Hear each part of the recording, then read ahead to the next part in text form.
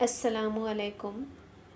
Gulshan Iqbal Urdu school, جماعت پنجم، مضمون ریاضی۔ تو پیارے بچوں، آج ہم دائرہ اور مرکز اس ٹاپک پر بحث کریں گے۔ تو چلیے، دائرہ اور مرکز، یہاں پر آپ کو اسکرین پر دائرہ نظر آ رہا ہے۔ دائرے کا مرکز، یہ جو نقطہ ہے وہاں پر ہم نے اسے نام دیا پی، تو یہ دائرے کا کیا ہوا؟ پی مرکز ہے۔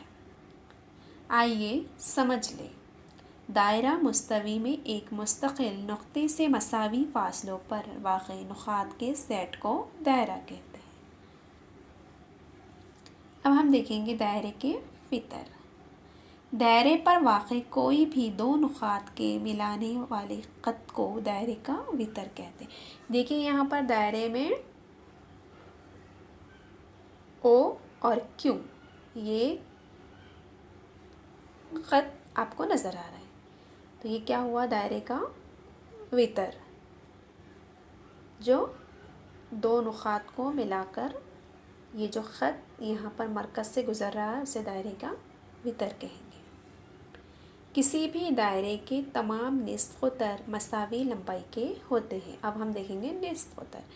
یہ دائرے میں پی کیو ایک کیا ہے؟ دائرے کا نصف قطر ہے، اور اسے ہم آر سے ظاہر کرتے ہیں۔ مرکز سے دائرے تک کھینچے جانے والے خطے کو نصف قطر کہتے ہیں۔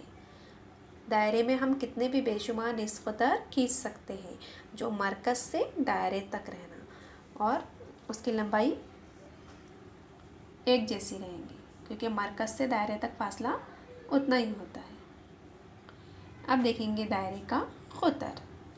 اب ہم نے دیکھا تھا یہاں پر نصف قطر مرکز سے دائرے تک، اب یہاں پر ہم دیکھیں گے او اور کیو، یہ کیا ہوئے؟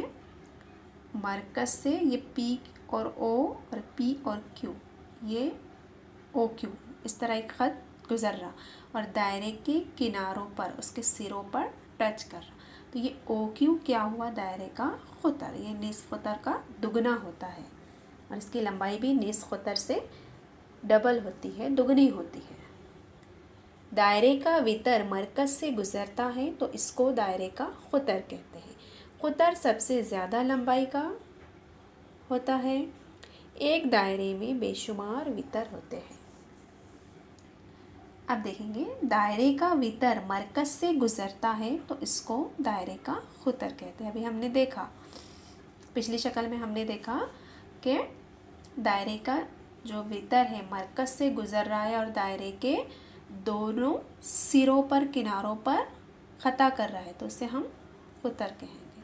ایک دائرے کے قطر کی لمبائی اس دائرے کے نصف قطر کی لمبائی کے دگنا ہوتی ہے، اور اسے ہم لکھیں گے کس طرح؟